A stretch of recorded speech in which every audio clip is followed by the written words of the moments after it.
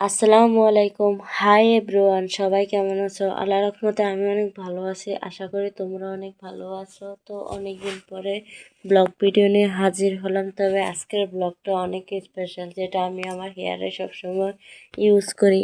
আমার অনেক চুল পড়তো, তারপরে আমি এই টোনারটা ইউজ করতাম।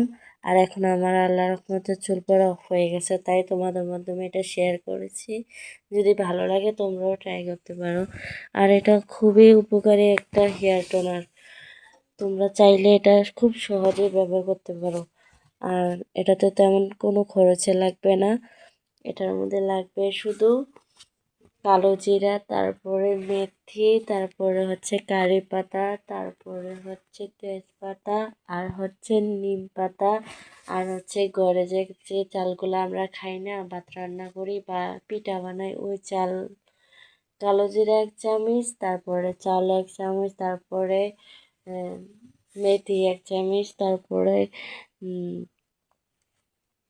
ভেন্ডি, তারপরে হচ্ছে যে তেজপাতা, তারপরে হচ্ছে নিম পাতা।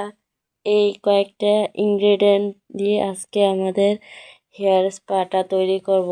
এক কথা খুবই উপকারী। এটা আমাদের স্কিনে ইউজ করতে পারবো এবং কি চুলে, দুটাই।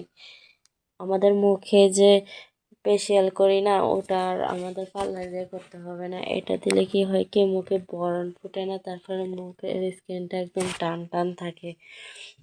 আর আমরা যে হেয়ার স্পাটা ইউজ করার পরে আমাদের শ্যাম্পু করতে হবে না। ধরেন আমরা একদিন আগে শ্যাম্পু করেছি, তারপরের দিন আমরা এই স্পাটা আমরা ইউজ করব।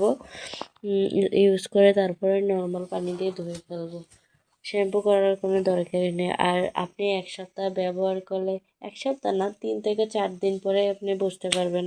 প্রথম ইউজ করার পরে থেকে এটা কতটা উপকারী সেটা বুঝতে পারবেন। আপনার চুলের গোড়া শক্ত করবে, চুল পড়া অফ করবে, চুল পড়া একদম অফ করে দেবে গাইস। তারপরে হচ্ছে যাদের চুল একদম দুর্বল, সেটা স্ট্রং করবে, মোটা হবে, চুল কালো করবে, আরও ইত্যাদি ইত্যাদি।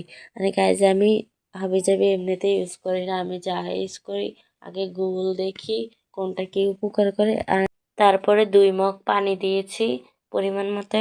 তারপরে হচ্ছে যে পাতিলে বসাই দিলাম, দেওয়ার পরে 10 মিনিট জাল করব এইভাবে। ঠিক বলক ওঠার পরে কি করব, কারি পাতা, তারপরে হচ্ছে যে জবা ফুলের পাতা 10 থেকে 15টা নিয়েছি, আর কারি পাতা, এগুলা তারপরে দিয়ে দেব। দিয়ে তারপরে একটু নেড়ে দেব। নেড়ে দেওয়ার পরে আবার 10 মিনিট চাল করব। মোট 20 মিনিট চাল করার পরে আমি মিশ্রণটা নামিয়ে নেব। তারপরে ঠান্ডা হওয়ার পরে ছেঁকে পাতলা সুতি কাপড় দিয়ে ছেঁকে নেব। ছেঁকে নেওয়ার পরে আর যে অংশটা থাকে ওটাকে পেস্ট করে, শিলপাটায় বা ব্লেন্ডার পেস্ট করে, ওটাকেও হেয়ার স্পা হিসাবে চুলের গোড়ার মধ্যে ইউজ করতে পারবো। আগার মধ্যে, আগাতেও দিতে পারবেন, গোড়াতে দিতে পারবেন, দুটাতেই। আর দেখতে পাচ্ছেন গাইজ, আমার রেডি হয়ে গেছে হেয়ার টোনার। আর এই যে মাশাআল্লাহ অনেক সুন্দর হয়েছে কালারটা, একদম ন্যাচারাল।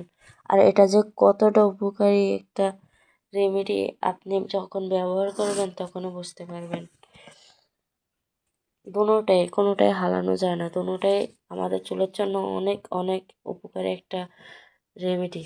সো গাইজ, আপনারা সবাই ইউজ করবেন আর আমাকে কমেন্টে জানাবেন আসলে কতটুকু উপকার হয়েছে। আর আমার পাশে থাকার জন্য, আমাকে সাপোর্ট করার জন্য সবাইকে অনেক অনেক ধন্যবাদ। গাইজ, হেয়ার টোনারটা ব্যবহার করার ঠিক 1 ঘন্টা পরে নর্মাল পানি দিয়ে ধুয়ে নেবেন। হেয়ার স্পাটাও চুলের আগার মধ্যে দিবেন, আর চুলের গোড়ার মধ্যে দেবেন হেয়ার টোনারটা। সো দুটোটা খুবই খুবই উপকার করে চুলের। দেওয়ার পরে নর্মাল পানি দিয়ে ধুয়ে নেবেন, কোনো দরকার নেই শ্যাম্পু করার।